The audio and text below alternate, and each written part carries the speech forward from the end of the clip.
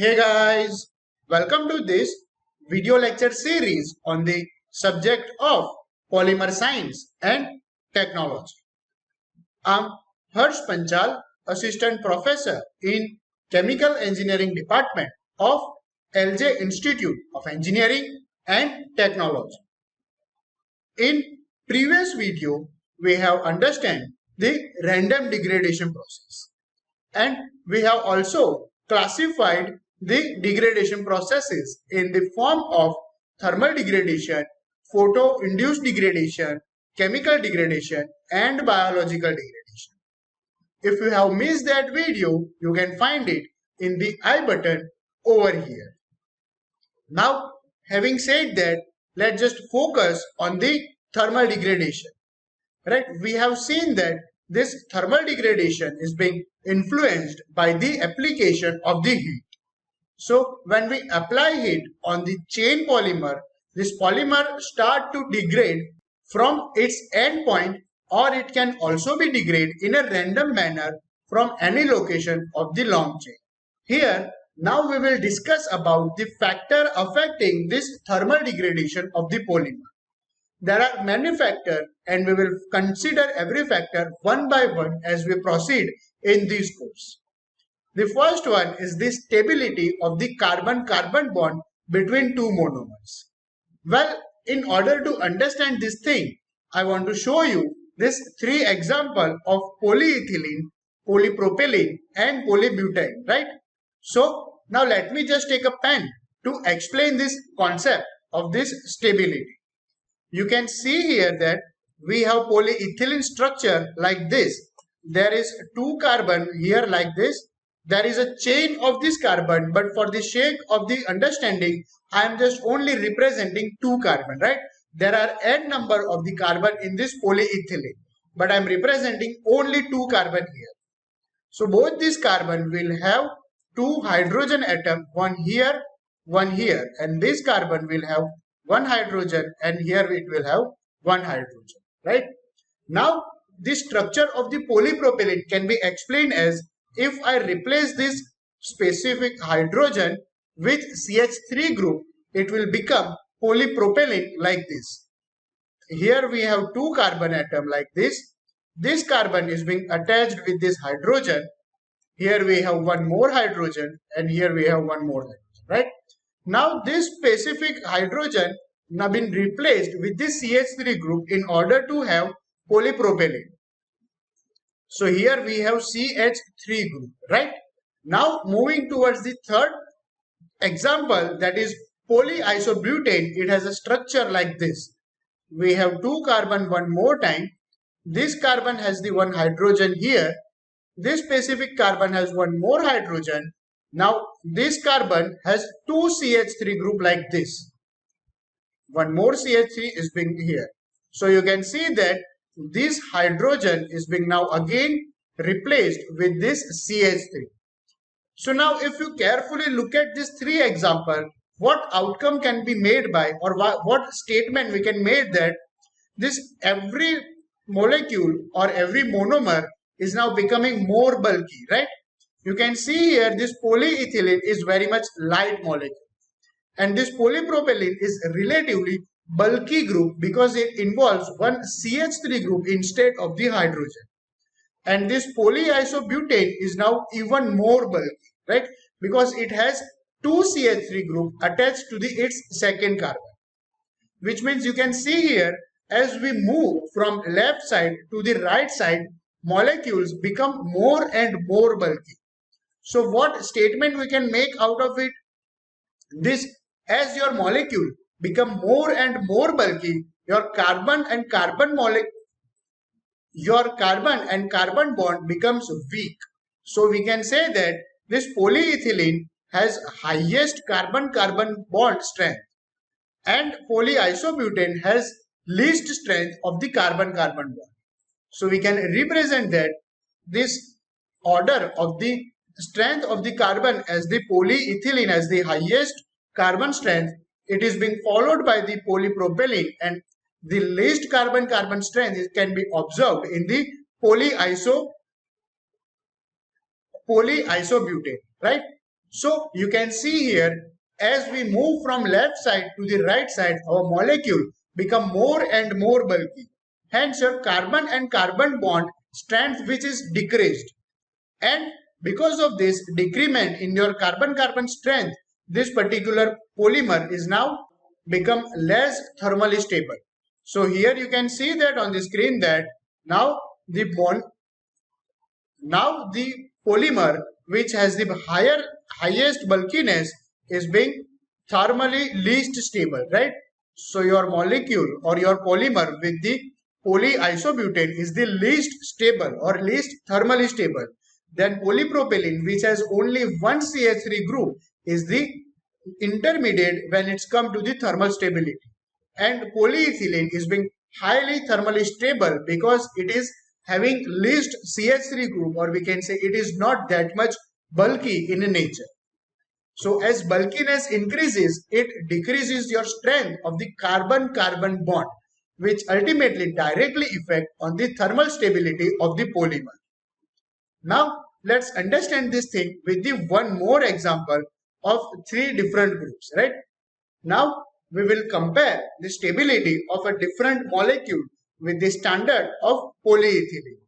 So again, let me just draw this polyethylene group as we have two carbon atom and hydrogen are being attached with this every carbon, right?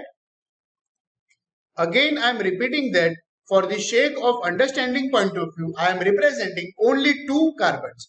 But in fact, this polyethylene has n number of such carbons, so it will have long chain of the polymer, right? Like this. But for the understanding point of view, I am representing only two molecules of every substance. Now, what is the polystyrene? Polystyrene is basically same kind of a compound, but instead of this hydrogen molecule, we will now have C6H5, right? We will now have C6H5, right? So you can see here that on the screen we have two carbon atom like this. Here we have two hydrogen. Here one hydrogen and one more hydrogen is being here. And we have one hydrogen here. But this specific hydrogen is now replaced with this C6H5 atom, right?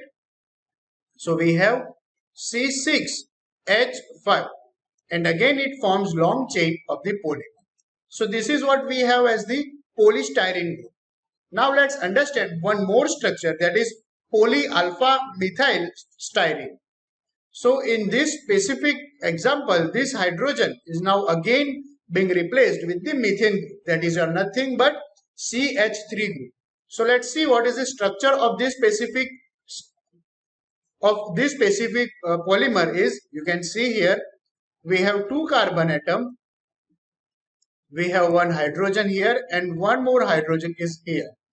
Now this hydrogen is now replaced with this CH3 group or methyl group, and at the downside we have C6 and H5. So this is the structure of the polyalpha methyl styrene. Now from the structure itself we can say that polyethylene is being more stable, while polystyrene and polyalpha methyl styrene are relatively less stable because they are much bulky.